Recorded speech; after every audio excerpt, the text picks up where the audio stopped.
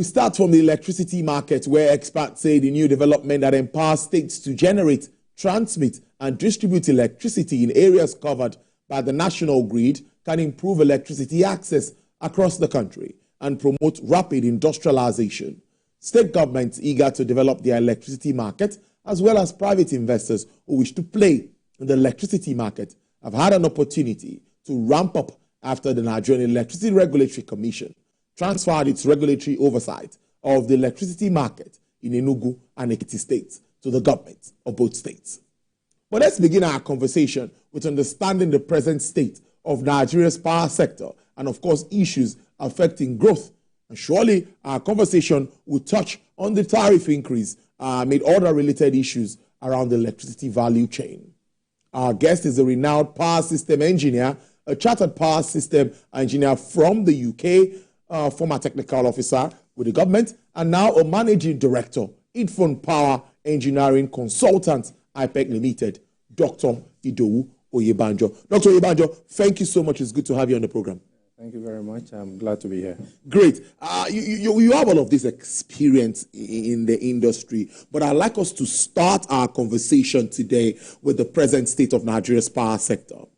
After privatization in 2013, many of us thought that everything was going to be okay. We expected increase in generation, transmission, and all that you would explain to us as we move on.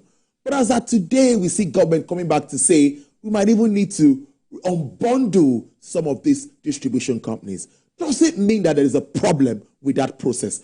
How does this come to you? Let me ask that way. Thank you very much, Tolu. That's the very good point to start from. The privatization exercise that took place in 2013 was essentially designed to fail, according to the former chairman of Nigerian Electricity Regulatory Commission, Sam Ahmad. And it's true. So technical competence, financial competence, these two factors were put behind the top burner. At the beginning of the process leading up to privatization, it was on the front burner. So many companies applied, those who have experience of utility management. Power sector is highly technical and also requires significant amount of finance, not short-term loans from banks. So by the time those who took these assets took them, the people who mediated the process actually did not put technical and financial competence in place. And if you continue to run this process, it will lead nowhere. Absolutely, it will lead nowhere. It will lead nowhere. So we've gotten to a point where we argued so long about cost-reflective tariff. And finally, we see government, one way or the other, acceding to the demands of the discos. That's the way I will put it. Some analysts have even said government is trying to make money for the discos or allowing the discos make money. But my question really would be, how can we justify this at this very critical time? A 300-400% increase with the service that we have. Obviously, it's very, very difficult. You've seen a lot of organizations and individuals challenging this matter. There's, Association of Electricity Workers themselves threatening to go on strike on this matter. And the matter is already in court because it has been challenged that the government should to reverse that. And on that basis, we just wait for the outcome of that. But as you said, it should be a service-reflective tariff. That is, people pay for what they consume. What should have been done? First of all, engagement of consumers, engagement of key stakeholders before such a decision on what is a discriminatory kind of banding of people in a group, as it were, band A, and increasing the tariff. So everything about this is non-transparent, and stakeholders are worried about the implication of this on the wider economy. But in terms of power system, there is nowhere you have this kind of discriminatory banding of customers in the world. But however, to have a service-based reflective tariff, they want that customers pay for exactly what they consume will be a good idea if properly implemented. what the government is doing in terms of the Electricity Act is quite promising. Once properly implemented, you will see improvements in the Nigerian power sector.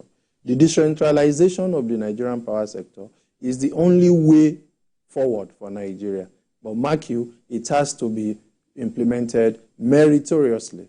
Because if you don't put meritocracy at the forefront of power systems, I'm afraid you will never get power systems right. A big one. Now let's talk about that act and how it empowers states. How do you see them taking advantage of this? And explain to us what is happening with regards to handing over to some states. We've heard of Enugu, we've heard of Ekiti. The minister was quoted to have said, for example, Ibadan Disco runs about 6 to 7 states, I guess. They won't be so effective as they should be. What really is going to happen with this unbundling?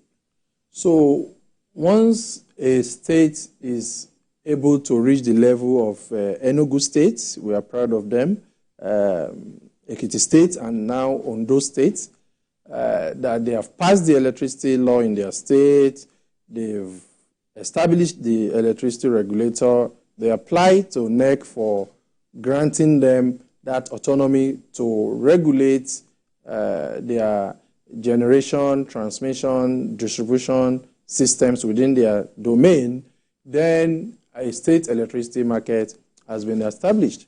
The first thing is to get the right kind of resources in any state. And right kind of resources means square pegs in square holes. Because if you don't do that, if you put round pegs in square holes, you are not going to get power system. The government will also have to create enabling environment rather than getting too involved.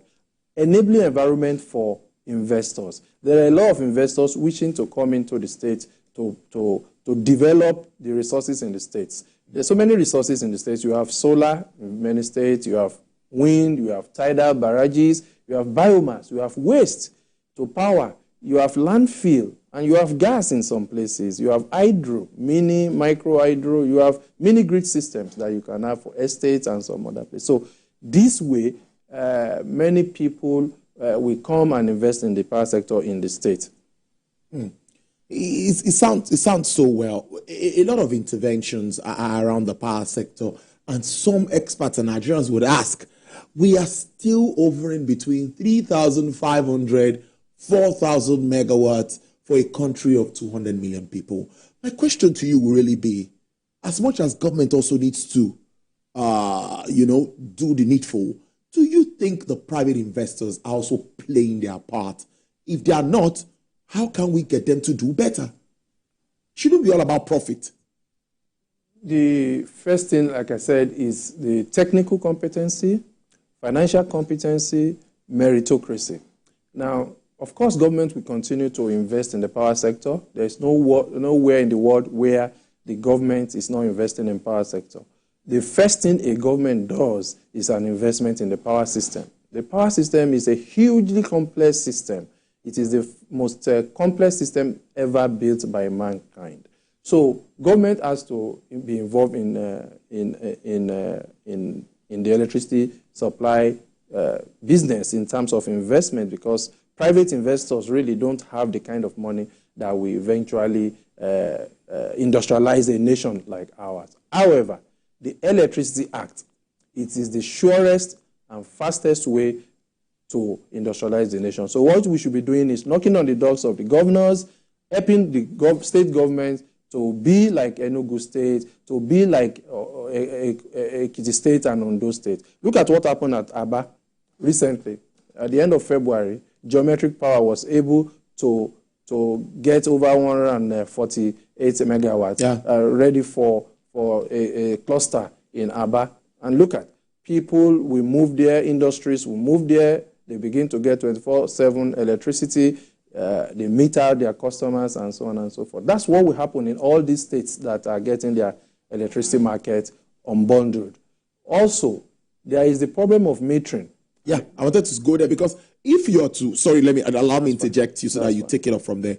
If you are to increase tariffs and all of that, I'm on band A, and we hear that about 15 to 20% of the subscribers on that band do not have meters. So I can imagine what they'll be going through because I know what I'm going through at the moment. So let's talk about that. Metering has been a challenge for some time. So how do we make all of this happen, towards the unbundling and taking advantage of the act? The only way, in my opinion, from my experience of getting out of this is for the president to create what we call a presidential task force on power. Without this body, full of knowledgeable people in power systems, experience in the operation and running of smooth power systems, this will not happen because it's a very complex subject area with a lot of movements and interwoven webs, stakeholders, coordinated. Then this power task force, it's like declaring an emergency in the power sector immediately and letting this power sector task force take charge of the implementation of all the programs and all the coordination that's required to make sure this is a success. Because the way it is now, it can even spiral outside the control of those who are trying to implement it. Hence, the need for this coordination from this one singular body reporting directly to the presidency so that it can make this a reality. Of course, we talk about metering. If you don't meter customers, you are not running a power system. So you have to meter customers in a power system for it to be effective. Almost 8 million meters, I think, is the last time I checked the gap that we have as a country. But let me also ask you this. Let's talk about the constant grid collapse that we've had. That is also something that is touching, concerning. You would not say band A, I have to give you 20 hours and the grid will collapse after 1 month. I don't have light for 2-3 days. An apology is sent. I'm back again. No. What really is wrong with regards to this grid? With your knowledge, what do you think can be done? Many say these systems are so old that we cannot even get them to start. And sometimes that is on one side. What alternative sources do we have as a country that we can take advantage of? Aside this grid, which is basically hydro and gas, right? Yeah, predominantly. The grid collapse, sadly, whenever there is a disparity or difference between the demand of electricity and the supply side. Yes. So once there is an imbalance, the frequency wobbles, either over frequency, in the case of it going above 50 Hz significantly, or under frequency going below the threshold set, because the machines will turn off. Now, why do we have this kind of situation? It's a lot of issues. We have load rejection. Sometimes the discos reject power, even though the consumers want to consume electricity, but they also have their issues with the consumers. There's no meter, and of course, they cannot get money, as they have said, from the consumers. We also have the plants that are not functional, because over the many years, look at Nigeria has over 13,500 megawatts of electricity power being installed capacity, but can only do a maximum of 5,005, at least in the last 3-4 years. That's what has been done. And currently, the disaster we have in terms of distribution is just 3,500. So if you look at these three numbers, 13,500, then we have 5,500 from transmission that has been done before, and then 3,500 megawatts that is being distributed. This is a paltry sum for over 220 million people, as we always say about the census figures. So what needs to be done is a lot of power system studies. You see, in the history, people just go and put transformers and put substations here and there without proper power system planning. So before you put any equipment on a power system, you have to plan the system. You have to put it there. Otherwise, if you put transformers in certain places, if you are just a governor or a senator or anyone, arbitrarily you put a substation somewhere, you can even cause grid collapse. Because what happens is that the voltage will build up based on what we call Ferranti effect for you to go and put a substation where there is actually no load. Putting a transformer, a lump of impedance, in a place where there is critically low load or very little or no load, and you think you are putting power somewhere, you are not doing anything. You are wasting that power, and then the voltage rise that occurs as a result of that, your misstep, It's going to cause the grid to collapse. Another reason why you have grid collapse is the lack of protection coordination. There is no proper protection coordination in the country, in the power system of Nigeria. And so I'm afraid that will continue to be there. But the power sector task force that I have described, the way we have done it in the UK, to coordinate a multi-sectorial, multifaceted problem like this is about the only way to solve this problem. These people will be so experienced, they will have knowledge, they will probably have worked in working power systems, so they understand what it takes to make power system work. Without that, we are going nowhere. It's really scary that we are going nowhere if we don't take it. Well, I think the task force things looks commendable, but what more? Let's talk about investment again. TCN is still under the federal government, and we heard a lot of abandoned projects, a lot of equipment even abandoned at the ports and all of that. What sort of investments are you looking at moving forward? If you have to talk to the president, have the opportunity to say, what sort of investments should we be looking at for Nigeria's power sector? Billions of dollars, allocated to this sector, are we still within 3,000 to 4,000 megawatts? It's really not commendable. What do you think? You're absolutely right. It's frustrating, and Nigeria is at the 1920 level of UK and US power systems. So it's over 100 years and above, So the only way is the Electricity Act, but of course, like you mentioned, investment. But these investments will be in the right places. First, you start with your economic centers. You start with your industrial cities. So you get them electrified. You build distributed generation. You use renewable energy systems. We get to the point where households have rooftop solar on there. They sell to the grid. The grid can also sell to them. So in that case, they become prosumers. All of this required technical understanding of power system. It's no joke. This is serious. Power system is a serious business. And if the governance is wrong, you will not get it right. It's as simple as that. In terms of investment, the government is doing a lot on that front. There is the investment on the Presidential Power Initiative, where the German government, in partnership with Nigeria, is aiming to give us a loan to be able to do investments. But these investments have to be done in the right places. They have to be investments that are economically viable. Otherwise, these investments will go down the drain. Power system studies must be the basis for selecting projects. It must be the basis for implementing projects, and it's not going to be based on I know you or I don't. Considering the present situation we find ourselves and efforts being made by the team, what is your outlook for Nigeria's power sector for 2024? In the next 6 months, the government should emphasize on the industrialization of the manufacturing sector. So get power to the manufacturing sector. That's one. In the next 6 to, and you have examples of what's being done by the government. You have the Light Up Nigeria project. This is a project that the government should intensify effort in making sure there is no delay, no further delay in the implementation. Another thing to be done is the metering. You have to meter customers. You have to meter all customers for you to have a power system that is viable and makes sense. And apart from this, coordination. You see, there are a lot of projects that are abandoned. Over 100 projects in the last 23 years are yet to be completed. So this task force is going to coordinate all these investments. So people carry out investments in the Nigerian power sector, put this there, put that there, and then the money is just going on, and we keep borrowing. Nobody's thinking of how to pay back. It has to be economically viable. The tariff that is being given to discos, this tariff is not just for play. It's not for buying vehicles or buying houses or for mere paying salaries. They are part of it, but they're actually for investments.